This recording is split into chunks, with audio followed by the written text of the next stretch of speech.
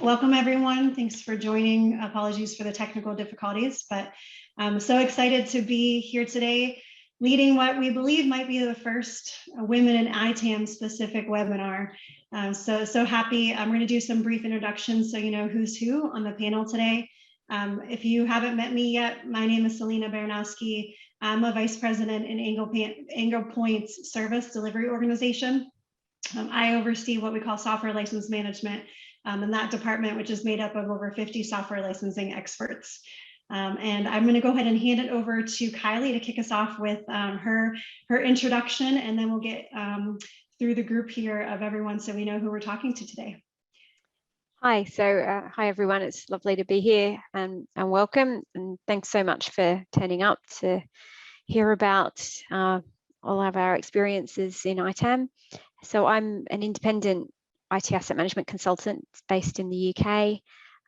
So I've had quite an unusual career, I guess. So it'll be great to sort of talk about my non-standard, non-employment career. Thank you. Linda, how about you?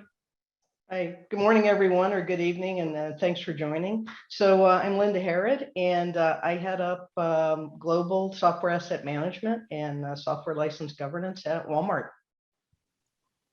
Wonderful. And Gemma? Yeah, hi everyone. I'm Gemma Bennett. I'm based in Scotland. I am a software asset management analyst at Aberdeen, and I just recently won the Rising Star Award at the ITAM Review for 2021. Congrats again, that's awesome. Thank you. Great. So as you can see, we've got a wealth of knowledge here with some great industry experts. We want to learn a little bit more about what those journeys look like. I think Kylie alluded to how she's had a little bit of a non-standard background, but each of us have sort of fallen into this world of SAM and ITAM, and we're going to take a little bit of time to explain more about that journey as it relates to each individual, those experiences that we've kind of had along the way in the background. So Gemma, we'll pass it back to you. Do you want to tell us how you got into the world of SAM and ITAM? What kind of led you here? Yeah, sure. So I left school about 6 years ago, so still quite young. And I started as an apprentice with what was Aberdeen Asset Management and is now Aberdeen. And my apprenticeship was 4 months in various different roles across the company. So I did like 4 months with compliance, 4 months with the IT service desk, 4 months with finance. I just went around all the different teams. And then every 4 months, HR would come and speak to me and say, right, what do you want to do for the next 4 months? So at one point I got approached and they said, look, we've got one guy working on some software to try and understand what we actually have within the company. Would you do your next 4 months helping him? We're like, yeah, sure. Let's see. So we did that. And then basically that was the start of this software asset management team. There was just me and this guy, and we were just trying to do ad hoc software queries. And then as people start to realize that that's what we were doing, they reached out to us more and more. And we started to hire some actual specialized SAM people, because neither me or the guy was a software asset management or IT asset management person. So yeah, so we hired a few actual specialized SAM people, and that's what became the SAM team. And come the end of my apprenticeship, they offered me a permanent full-time role within the team. And 3 years later, I'm still doing SAM. So yeah, I imagine that those 4 month stints kind of cross-functionally really helped you to get some good perspective from the different parts of the business that are so important to be successful in SAM though, right? Yeah, definitely. And it's also really helpful now because I've got like contacts in lots of different areas that I can reach out to when you need different things or different people want something. You can go, right, I remember that person from when I worked in that team, I'll try them. Yeah, a lot of relationship building. Great. Yeah. Linda, how about your journey? So started at a big pharma company on the East Coast, and was at that company in a different role, and had some colleagues that I kept in touch with, and we kind of went our different ways, but stayed within in the company. And one day was talking with one of my colleagues, and she's like, I'm going to join this new area, and I think you'd really like it, and I think you'd be great at it. And I said, well, tell me about it. And so I ended up going into the area, and my initial role was rolling out the SAM tool infrastructure. And it was just getting started and going from, at that time, about 5,000 up to over, by the time we finished, over 100,000 plus assets within the environment. And then it just continued on and went from the infrastructure role into actually software asset management and standing up that program and starting that program. From there, I was fortunate enough to join Disney and start up their SAM program. And it's been a great journey that's been over, I guess, about 15 plus years now. And so I've been fortunate to get global experience, but also on a large scale. And then that experience that I've gained over time led me to Walmart. And how do you say no to the Fortune 1 company? So it's been wonderful. Can't say enough about working for Walmart. I feel like along my journey, the force has been and is still with me along the way. So it's been just a wonderful career. Can't say enough about it. Wonderful. All right, Kylie. A little bit of a different than the practitioner side. I think you might have had a good mix of things though. Right? Oh, you're muted. Sorry about that. Yeah, no, I have actually. So I moved from Australia to the UK about 20 odd years ago now, and I basically wanted to travel. So I want very, very flexible work. And so I worked as a temporary secretary for a long time, and got a bit of a job on an IT help desk, and then moved into IT admin. And a big chunk of that in that particular contract role was doing software asset management. So I've actually, in my career, I've really only had one permanent role, and everything else has been contract. So moving from organization to organization, and often actually, you know, very actively managing IT assets. So I helped a large construction company, a large global construction company, set up their IT asset management, defended them against a few audits. So I stayed with them for several years. And then when that particular journey came to an end, I went to another construction company, a bit of a smaller one. Actually, it was a facilities management company, and did the same thing there.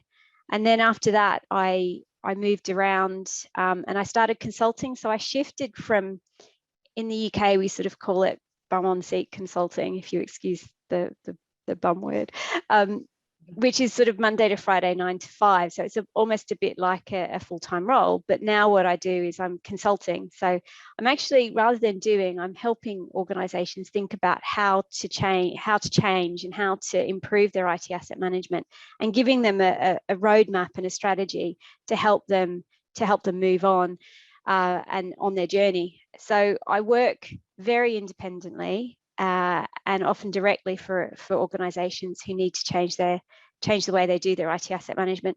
But also I will work for large IT asset management service providers. So if they've got a client who they feel could benefit from that process of developing an IT asset management strategy, then I'll work with the clients to do that. So effectively, I run my own tiny little business.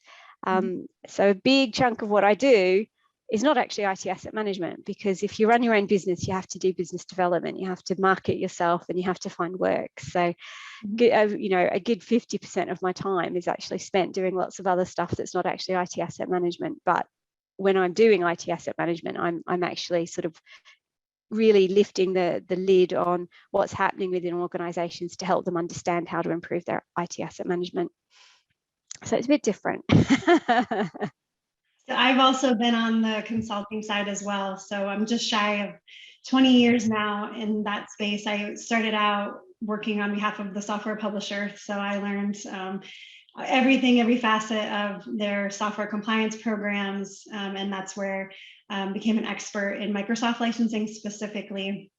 Moved into the software reseller space. And then I really started to gain a lot of knowledge around the discovery process of SAM, getting familiar with some of the SAM tools.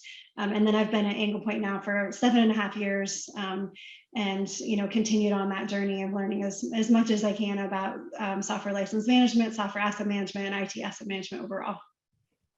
So it's so interesting to me to hear how people ended up where they are today, and how everyone's kind of taken a different path to get there. So thanks for taking the time to talk through those. When I was preparing and thinking about what our discussion points would be in today's webinar, I wanted to obviously bring forth some of the topics that we know women face, overall issues and challenges that we have in the technology fields. We know that, it's still very male dominated. And one of the first things that I thought of is sort of well-known, or a grain of advice that we're given a lot in different mentorship circles with those women in technology groups. And that is this idea that you need to be your own CMO, your own chief marketing officer. Essentially, if you don't promote yourself, then no one else is going to. So we need to make sure that we're talking about the good work that we do, which naturally women don't like to necessarily always toot their own horn. That doesn't feel organic to them to do that, but that's often the advice. And I thought, well, you know what, the same thing might apply to SAM and ITAM as well, because it would be so easy for the business and other parts of the business to consider you the compliance police, or not fully appreciate all of the great results that your programs are driving.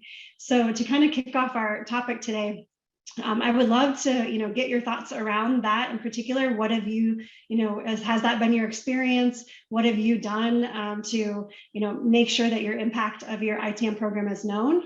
And I'll go ahead and hand it over to Linda, if you want to go ahead and give your response first, and then we can go to the others from there. Okay, thank you, Selena.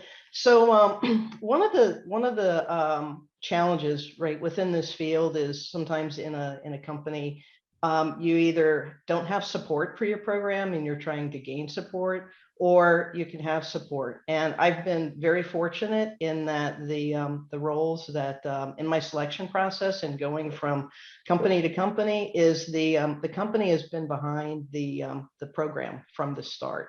And right, and so yeah, Kylie, you're nodding head, and that actually makes it easier, because you're not trying to do your work plus get support for your program. But while that does make it easier in that aspect, it also sets a higher expectation for delivery, because they're supporting the program and they're expecting results. And so I've learned the importance over my career of storytelling, right? Disney, really, that was important to Disney, and I've continued to refine that. And so it's about telling your story and demonstrating your business value, right? It's not just about data. It's about actionable data, and also what's the business value of that. And so some of the things that you can do, or it could be a quarterly business review, it's keeping your cost savings and avoidance updated and showing what that value is. And it might be automation of where you save time from people doing things. And now it's less time, maybe on a true up or whatever. So when you show that value, and it's hard, right? Women have a tendency not to want to do that, but you do need to start doing that, right? If you're not doing it now, I would encourage everyone to do it. And sometimes you don't make the time to do those materials, whether it's a PowerPoint presentation or any type of documentation. And doing that, really, I can't stress that enough. And I'm doing more of that, and that really does yield results. I'm also fortunate that I've got just an outstanding leader at Walmart, and he's very supportive. And I've learned a lot about more of the importance of providing that impact, and also being your own marketing officer. So I'll pause there. Yeah, Kylie or Gemma, thoughts from your perspectives or your experiences? I would agree with, you need to promote and give the full story. And I found that especially with my apprenticeship role and having contacts in loads of various departments, the other departments don't understand why we do software asset management, or really what the point is. So if you actually promote it and make the point about what it is you're doing, why you're doing it, you're trying to help make sure they're more efficient, they're getting the best deal for their money and things like that, then they do understand it and they're a lot more supportive of it. I would, yeah, it does help to give the full story, as Linda says. Yeah, that context, so that they understand the why behind the data you're asking for, the reporting, or whatever it is that we need to pull those things together. Completely agree. Kylie, what are your thoughts? What's your experience? So I tend to work with organizations that are transforming, so they're changing the way they do things. And for me, and I guess I'm there for a relatively short time. So I need to try and understand what the organization needs from its IT asset management, so I can provide them with that roadmap, that development roadmap. So for me, actually being in listening mode is hugely important. It's really, particularly in transforming organizations or organizations that are going through a lot of change, senior people are there because they're passionate about what they're doing. So I really make the effort to go and spend an hour with pretty much anybody I can get my hands on, and I just sit and listen to what they have to say. And because they're there, they're changing things, they're transforming, they're on a real mission, they're just so passionate about what they do. If you understand what they want to do, then it gives you the ammunition to actually put IT asset management into their context, so that you're really explaining IT asset management in a way that is relevant to them, that in a way that they understand how it can support something that they're passionate about. So I think that's a really important thing as well. And in many ways that plays to women's strengths, because we're much more likely to listen, and we're much more likely to rather than blow our own trumpet, we're much more likely to sit down and actually listen to somebody and try and understand that person's point of view. But I think if we do that, actually that's a really, really powerful way of being able to communicate your IT asset management strengths and what you're doing in a way that will actually help drive meaningful change over the long term. Yeah, absolutely. So first, start promoting yourself. Don't be shy about it. They have to know those good results and the impact you're making. I think as you mature from there, understanding what are the important KPIs that your specific organization wants to hear about, and how can you frame it in the way that is going to be the most meaningful to them, so that they really understand the impact on that level. Wonderful. So we're going to move to another question, so we can talk a little bit about some of the specific challenges that we might have. I'm interested to see how many of these are the same, or how many are kind of unique to each of you. So Gemma, what are some of the challenges that you think you faced within the software asset management space since you've been in this role in particular? Yes, so I do think my age and starting as an apprentice has been a challenge, because a lot of people kind of just like, you're just the apprentice, you're just young, you've only been here a couple of years, and kind of almost don't trust what I'm saying. They kind of feel the need to go to someone in the team who is more experienced. And I had a challenge with a guy who was in my team, and I sat next to him, and there was only 2 of us based in Aberdeen, and the rest of the team was based in Edinburgh. And the guy was a new start in the team and things, and I explained all our process and told him how we did it within the company and what we needed his help with, and he just didn't trust or take anything I would say. So I would explain something to him, and he would go and call up another man in the Edinburgh team just to get confirmation of the exact same thing I've said. So I do think, granted, that might be just that specific person, but generally speaking, I do think being young and as an apprentice with no official SAM qualifications or training does make it quite difficult for people to trust what you say sometimes. Yeah, and if there are men who've joined us, that's a great scenario, I think, for where you can step in and try to be an advocate as well, if you notice that your female colleagues might not be getting the right credibility that they should based on what they're trying to convey. Yeah. Yeah. Linda, how about you? Challenges and ways that you've tried to combat those? Yeah, so it's been interesting. Early on in my career, had to take a trip outside the U.S.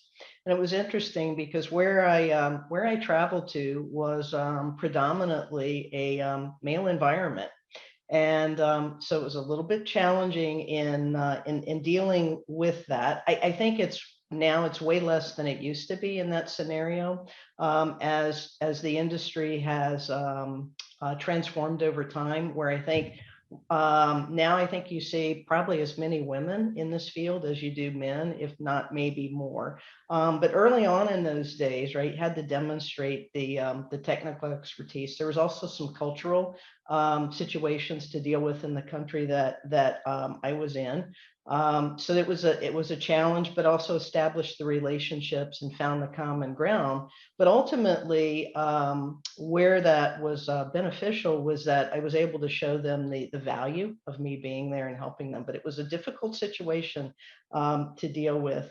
I think also one of the challenges sometimes that in the industry that women typically have is they don't sometimes don't really think about, I'm qualified for a position. And I've at times have said, oh gee, is that one that I should go for? And one of the best advice I heard was from someone in senior leadership who said that women a lot of times will look at a job description very differently than a male. And if there's let's say six criteria on there, the female will go through the list and say, oh, I've only got, I've got this. I've only got 4 out of the 6, or maybe 5 out of the 6. You know what? I don't think I'm qualified. Whereas they said the male will go through it, be like, oh, you know what? I got this, and I got this. They got maybe 2 out of the 6. Oh, I got this job in the bag. I'm going for it. And so I think one of the I would encourage people to go for it, even if you think you're not. One of the other challenges I think is also just getting sometimes support within the rest of the company about what you do. While you may have the support from your area and up above, it's also you've got to gain the relationships with people in your organization to help you achieve what you need to do, whether it's rolling out your discovery or it's helping you with your infrastructure. And sometimes that can be a little bit of a challenge, but it's forming those business relationships that really make a difference. Kylie, you're nodding your head. Yeah, I think I've also experienced that. Also, sometimes I think sometimes people see who don't really understand what we do as a bit of a blocker. They're almost like, you're holding up the project by making us check all the licenses first and things like that, Yeah, I think it's interesting because women have very different relationships. I mean, obviously it's a generalization, but we tend to have our inclination is to have quite deep relationships. And so I know that if I don't contact somebody for 6 months or a year, there's a bit of me inside me that's feeling really guilty. And it means that I feel bad. I'm much more reluctant to get back in touch with that person. And I think it's because there's an expectation that, our relationships and our friendships tend to be probably deeper, and we don't have as many, and obviously I can't stress enough, it's a generalization, but we tend not to have so many light, sort of broad touch points with lots of different people. And if we do, we feel like we're not having it's not a good relationship. Whereas I'm sort of, one of the things that I've really had to learn over the years is to actually think, no, it's okay. I've not spoken to somebody for, a business person or a contact or an industry contact for 12 months or 18 months or 24 months. And that doesn't matter. They're not going to remember that I didn't send them a Christmas card. They're not going to care. And so that's all right. Whereas I find that I still struggle with it, to just think, no, it's okay. I don't have to have deep ongoing relationships. It's okay to have much shallower relationships, and it's okay to not be besties with, or best friends forever with people that we work with. And I think that's a really important lesson, that can actually, if we can internalize that a little bit, it actually takes a lot of pressure off us as well, and in the way that we work with colleagues and in the way that we engage with other people in the industry. I think we put a lot of pressure on ourselves. I agree. Any other thoughts on that topic or other challenges that you all have? I think being young. I'm so glad I'm not young anymore. And I've got a friend who's a guy actually, who's relatively young in the industry as well. And, you know, he does find it quite frustrating that he often gets underestimated for his skills. I mean, he's one of the most skilled licensing people I know, has very deep, very unusual skills. And yet, you know, he constantly feels taken for granted a bit and underestimated. So I share your pain, Gemma. Yeah. Yeah. All right. So another area or topic for discussion comes back to another common issue and challenge, I think, that women overall in the technology field will face, and that is around representation. So if so many of us in the SAM and ITAM fields are sort of landing here, right? We don't go to college to become an ITAM program leader or a SAM practitioner. There's not really a way for us to learn it. We fall into it, and you'll hear many people who might have been in adjacent fields, but many people in just completely different areas in their careers that end up in software and IT asset management.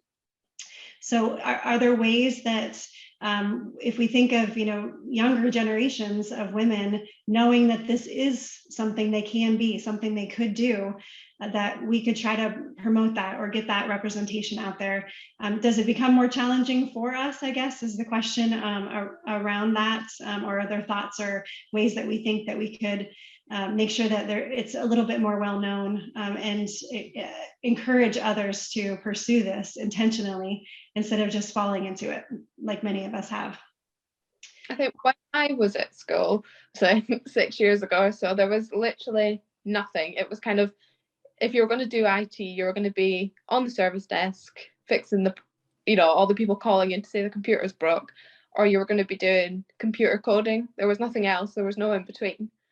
So I think if it was possible to do something in the schools, or even doing like an apprenticeship in SAM, so obviously my apprenticeship led me to be into SAM rather than specifically SAM. So, and I'm a big advocate for apprenticeships and learning on the job. So I think if that was ever, if a company ever offered something like that, an apprenticeship in SAM, and went to the school careers evenings and things, I think that would make a big difference. Yeah, that's one of the things we're doing at Walmart. We actually had last year had two high school female students who interned with us for, I think it was about, I want to say about 6 weeks or 2 months, something like that. And so that was great. They knew nothing about IT asset management, software asset management prior to joining, so they learned the importance of that. So I think, right, that's an important point, is the internships. The other thing that we're doing is one of my more junior team members, female, has been attending recruiting events. And that's been great because she's getting the message out there. She loves the field. She was just at BEA recently, Black Engineer of the Year Awards. So that's another opportunity to get, Kylie, on your head, that's another opportunity to get the messaging out about the about software asset management and the field. Completely agree. Kylie, how about you? What are your thoughts around this? Oh, do you know, I come from a bit of a different direction, and I think it goes back to women needing to be a bit more confident about blowing our own trumpet, because I organize lots of events like webinars and in-person networking events and that sort of thing, and it's really, really hard to get women to speak. And I actually have a great deal of sympathy for organizers of conferences who end up with a man panel, and then they get bowled over and blasted because they've got a man panel. And actually there's a big chunk of me that is really sympathetic, because it can be very, very hard to get women to actually stand up and speak and to put their voices out there in public. So my plea to everybody on this call is, please stick your hand up and say, yes, I'm willing to go out there and I'm willing to talk about my experiences, just as Gemma has been brave enough to come on the call today, and Linda has as well. You know, we're not going to promote the industry, and we're not going to promote women in our industry unless women get out there and say, look, it's great. This is what we love about it. But it is difficult. It does take confidence, but you build up gradually, and you can build up by doing stuff within your own organization, and blowing your own trumpet within your own organization, pulling together a good story, and you'll be able to speak anywhere, because people desperately want to hear from women, and they want to hear from case studies of how IT asset management is done in organizations. But we don't hear that because people lack confidence, and women particularly lack confidence to actually speak out about it in public. So yeah, please do it. Please make yourself available. Don't be scared. I think at some point we actually need to almost think of it as an obligation. Think of your voice as being unique, because we as women, we have a different perspective than many of the men who we're working with side by side. So it's a disservice if you don't speak up and share that. And no one loves, being out front and kind of in the spotlight. Well, very few people, I should say, love that. So it's scary for everyone, but it gets easier, each time you do that. So completely agree with that there. Do you know what? You're so spot on when it gets easier every time you do it. It really does. Mm-hmm. The other thing I was thinking about is, and I'm guilty of this, I think, especially when I was younger, is almost downplaying what I do. I don't know, there wasn't a whole lot of awareness around software asset management. So rather than take the time to explain, well, this is what I do and this is why it's important, I would just say, oh, I'm just a consultant. Or I would not even get into it at all, expecting that they wouldn't understand it, or no one really knows what this is. And I've actually heard a lot of people, say that in passing, when they meet someone new or when they're explaining it. And I just wonder if it's the little things like that too that we need to be more aware of, and make sure that we do take the time to, not go around selling SAM to everyone and anyone, hey, you should work in this field, but even just explaining what you do and taking a little bit more of a deep dive into it might help, promote that, so that you can go tell their daughter or tell their niece or someone else about, hey, did you ever think about something like this? Did you even know this was possible? So those little things add up, right? You do find, or at least maybe it's just because I'm not in like the big capital cities and things, but it's the same, like even like my group of friends, they'll say like, oh, what job do you do? It's totally new to them, like they're totally oblivious to this being a thing. They're like, so just IT, yeah? It's not the same. Yeah. It is very niche. Very niche. My partner is a treasurer, and they go to their treasury corporate event every year, and there'll be 1,000 people there, and we go to an ITAM event and you're lucky if there's 100. Yeah, and there's that message too. We do more than just count computers. Yes. Again, that's probably been, the way that someone's described what they do many times. Oh, that's interesting. I also think even just starting to come together as a community. I mentioned in the beginning how this might be the first Women in ITAM webinar, which again is more of a subset. There's been many women in technology type of organizations created over the years, and lots of communities built around that technology overall. But for us to build a community as women in ITAM specifically, I think would be very impactful as well, because we're more powerful together. And just in general, right, we can talk more about specific things to help each other kind of navigate some of these challenges and complexities, and it should resonate a lot more than that, bigger technology industry overall. So I think that's most of our questions. Are there any other advice that we want to leave with some of our attendees on either for women or men, just about, in ITAM in general, what you would leave them with? Linda, anything that you have? Yeah, I do. I would encourage you to build your network, and it's both ways, right? It's not just what are you going to gain from someone, it's how can you help someone else out. And while you don't have to keep in touch all of the time, but it is good to keep in touch. But also, I think probably the biggest thing I've learned over the course of time is be open and listen to opportunities, even though it may not be one initially that sounds great to you. At least listen to what the person has to say and talk with them, because while that particular job may not be the right one for you, there may be another one down the road, or you may know someone that's a great fit for that opportunity. And it's a good way to build your network. So I would encourage you, right? Be open-minded and listen, because you just never know where that's going to lead. Never did I think I'd be working for Disney and living in California. But because of listening to the opportunity, listening to the conversation and the opportunity, that's where I ended up. So I've learned over the course of time that's really important for me, and it's helped me out. So I would encourage people to do that. I agree completely. It's about helping others. I constantly, because I have such a big network, which I'm forced to have because that's how I win work, but also because I do organize webinars and I organize networking events, I'm just really connected within both my industry, but also within the broader service management industry. And I constantly have people coming to me saying, do you know any good problem managers, or do you know anybody, a good IT asset management person or IBM specialist or whatever who's free and might come and do some work for me. But the reason they do that is because they know that I do have this big network, but also I'm a connector. So I connect people. I'm constant, and I'll, I might sort of say to somebody, that sounds really interesting. I know somebody who's done something similar. Would you like me to see if they can, you can have a chat with them so that they can help you? And that sort of thing, it's so satisfying to just help people and to connect people together so that people can really, get the benefit out of their own network and just broaden their own perspectives a bit and their own ways of working. So yeah, I really second that. Networking is not about how it can help you. That's a side effect. Networking is actually the satisfaction of helping others. Mm-hmm.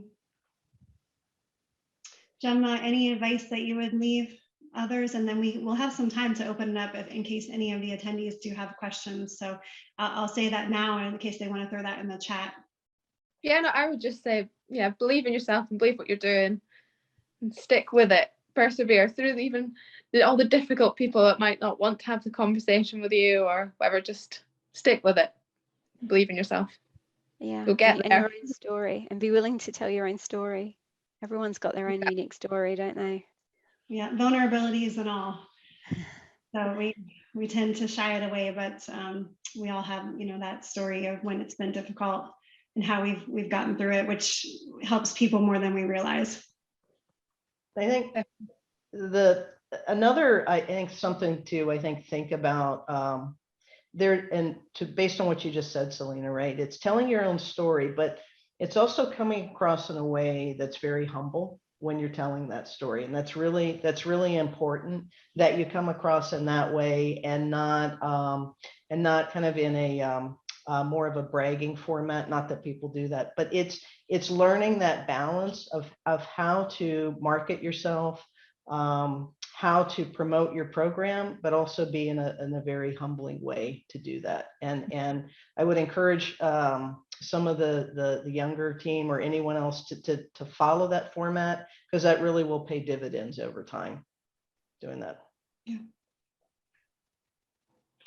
All right, so Braden, do we have any questions from the attendees that are with us today?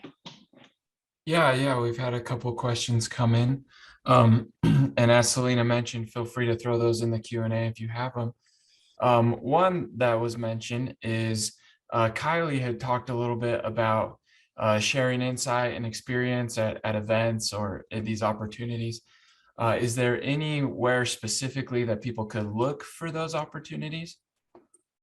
Yeah, do you know what? Come and talk to me. Seriously.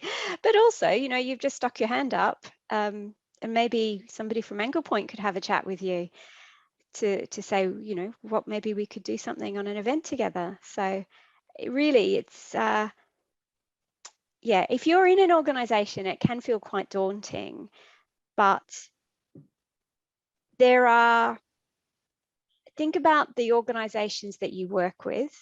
So the service providers, for instance, they would almost certainly, if you work in a, you're actually doing IT asset management as a practitioner, if you've got any partners who've, you've worked with them and you would be willing to, or, your organization is happy for you to do some sort of case study. Now, your organization may or may not, it depends very much on your organization, but they might want to vet it first, for instance, just to make sure that it aligns with all their marketing and that sort of thing.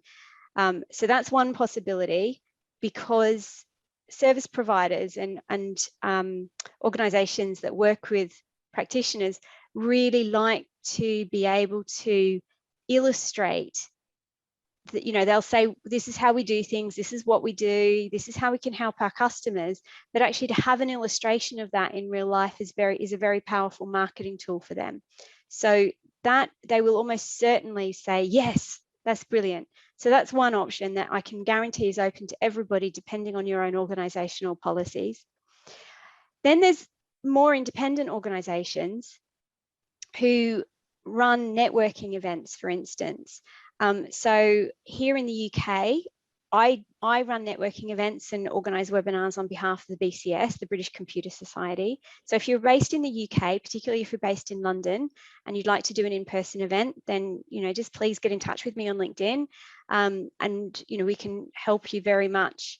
Sort of work through what it is you might want to speak about, and if you're feeling a bit anxious, we can sort of help to put stuff together. Or if you're further afield, then we could run a webinar. So please do get in touch. Then there's other organisations like the ITAM Review. They run conferences, so they would absolutely be delighted to have anybody speak. So again, think about what conferences you might have been to and approach the conference organisers and just say, is there any chance I could speak next year? And again, they will almost certainly jump at the chance. I find it's interesting, this tension that a lot of practitioners feel between being sold to, going to conferences and saying, oh, it's just another vendor presentation. I feel like I'm being sold to. But actually, one of the reasons why we end up having so many vendors speak is precisely because it can be so difficult to get practitioners to tell their own stories. There isn't a conference in the world. Well, no, that's not true, because of course conferences have to make money. But there isn't a conference in the world that would not, and I'm thinking of the ITAM Review and other conferences that are similar to that, maybe not Gartner so much, that would not really be delighted to have a practitioner stand up and speak, because that's the really powerful stories, because they're the real stories. They're not the marketing stories. They're not the slick stories. They're the genuine ones. So, I hope that gives you a few really practical tips about how you can put yourself forward and actually pin down those opportunities, which might seem a little bit difficult. I would add to that, if you haven't already, I'm going to give you a plug for Selena's Women in ITAM group. Join that, right? Because that's a great place to start. There'll be a lot of people in there that already are connected and can help you out. So I would encourage you to do that if you haven't already. Thanks, Linda. I should have said that first. We hope everyone will join that and spread the word as well. Okay, another question, Linda, this might be a good one for you too, but it's this thought of don't kill the messenger in ITAM when we're delivering the bad news. And the question is, any recommendations on how to tell the story in a way that is heard, taking into account additional unconscious bias that may impact the women who are delivering the bad news? Great question. Yeah, that's a good question. So I think it's when delivering messaging, right? I think it's one, try to take any emotion out of it so that it's really just authentic and it's fact-based on what you need to present to tell that story. And I found when you do that, that actually helps in delivering the message. And it's also not just here's the story, but it's also here's my recommendation Sometimes people will deliver a message, but not have any ideas about what to do. So if you have them, I would also suggest that here's my recommendation on how we handle this, and here's why I believe that. There's a saying, isn't there, Linda? Don't bring me problems, bring me solutions. I've also heard somebody tell somebody else, hey, it looks like you've got a solution looking for a problem, but that's a whole nother one. Yeah. I would really emphasize the importance of a risk register, actually, and recognizing that bad news is a risk. So I think there's two things. One is don't ever take anybody by surprise. We can usually, because we're in a position, we can usually see the bad news coming a long way in advance. So we need to not suddenly just dump that on senior management out of the blue. We need to make sure that it's been flagged up in advance, and that you have been thinking through the scenarios and thinking through what can be done about it, so that you do have a positive story to tell of, we need to do X, Y, and Z. And the second thing is risk registers save jobs, because if you have been maintaining and updating a risk register every month and then sending it to somebody who is in a position of accountability, so basically somebody more senior than you, and then you can't take anybody by surprise. The evidence is all there that you've been crying out about this problem for years. And I have a very good friend whose job was saved because she had a risk register.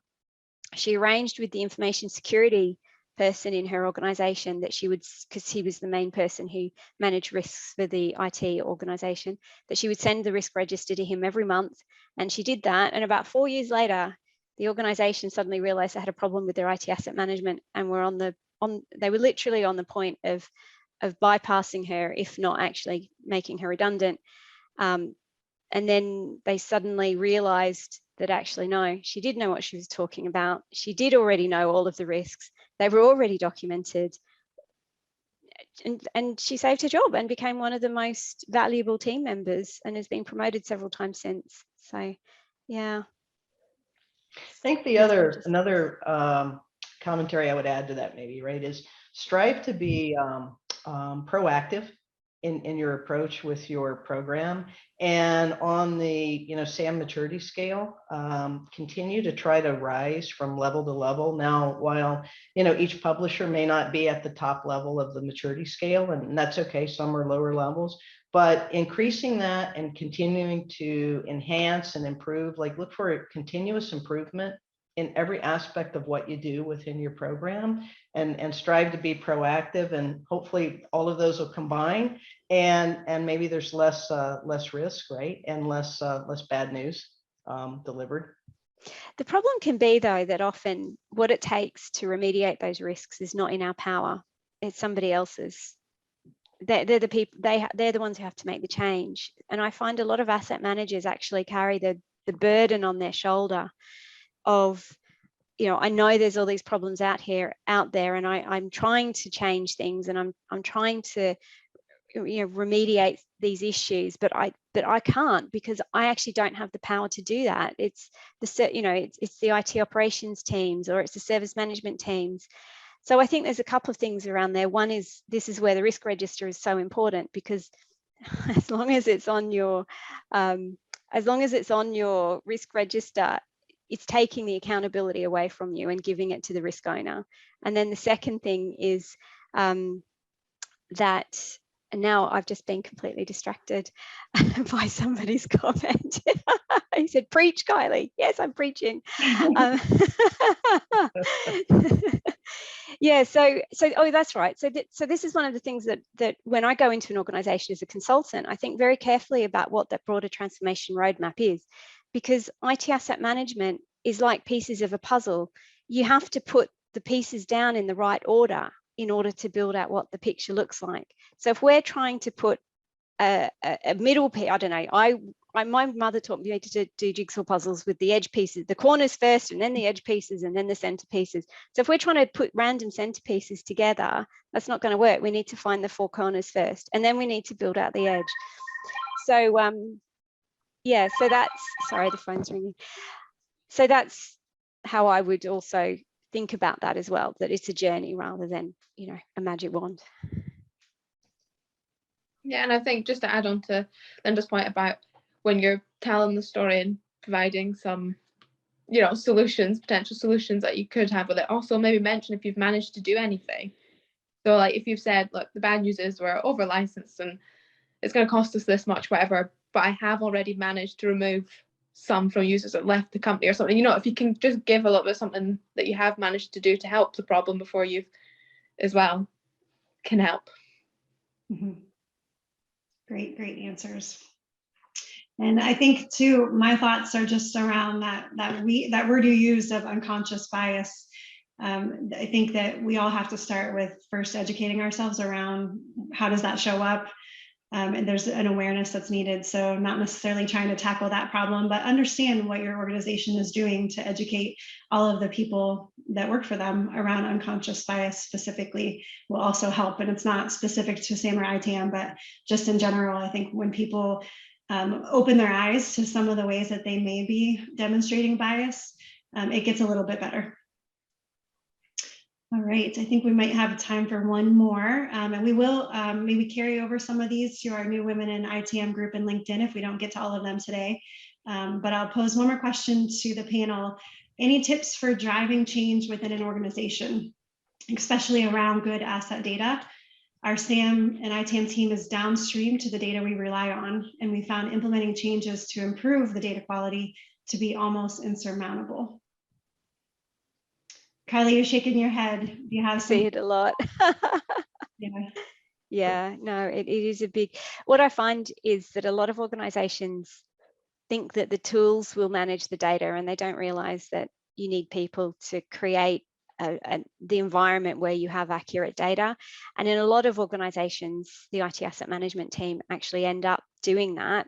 But then in other organizations, you end up with this lovely tool set that's often called a CMDB, and that's meant to have solved the data accuracy problem. And of course it doesn't, because they have failed to put in place a configuration manager to manage that. So I think that's a big gap in organizations. And if it's a gap in your organization, then that is potentially something that you could call out. So back to basics, essentially. Right? Yeah, and I think it's, what is it? I think it's Gartner, Selena, that says, what is it? ITAM, what, 20% tools and 80% process. And I think it's all about the, for me, it's the impact, right? Driving the impact, right? Having actionable, not just data, but the key word is actionable data, right? What can somebody do with that? And what can they drive with that? And it's about partnership within your company and your organization with various groups. Like, how can you help them deliver impact? What is it that you're doing with your data that you're providing to provide actionable data, insights, and drive impact? And when you do those things, that really will make a difference and help you succeed with your program. Yeah, and when people use data, the data gets better. You develop a virtuous cycle of data quality. But when data is inaccurate and people think, oh no, I can't trust the data, so I'm not going to use it, you end up with the opposite, a really vicious cycle where the data just gets worse and worse, and the trust in the data gets worse. So when you are thinking about what data you need to use, I think it's really important to think carefully about how you're going to use that data and how other people will use that data.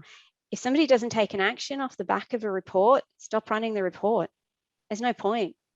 And also, you don't need to be 100% accurate. It depends what you're doing. If you're running if you're doing an ELP, okay, it helps to be 90-95% accurate, but you can also always extrapolate. But if you're trying to look for cost savings, you do not need to be 95% accurate with your data. 80%, 70% will be enough for you to chase down those savings and start realizing them.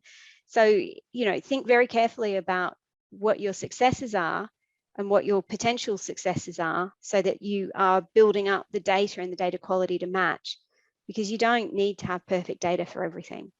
Good enough is good enough. Yeah, or don't discount quick wins. So maybe you only have data for a certain subset. Look at those point products and see what you can drive there.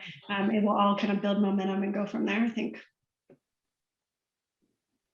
Okay, so a few minutes left. We want to, in closing, thank you all on the panel for joining us today. We've really enjoyed this time. I think everyone has learned so much and we really appreciate that time you spent.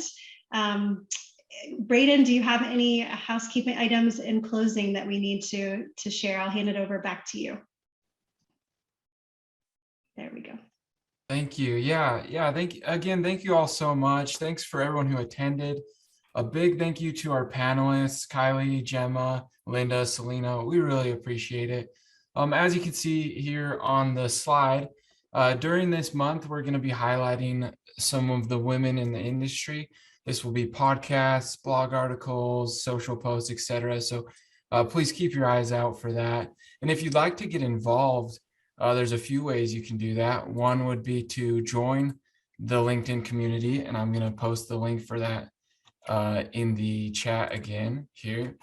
And then the next one is we're looking to potentially start some virtual networking, monthly networking events for women in ITAM. And we'll have more details coming out that later in the month. So keep your eyes open for that. But again, just a huge thanks to everyone who participated and who attended. It was really great. We really appreciate it. Great. Have a great day. Thanks, everyone. Thank you. Cheers. Thanks.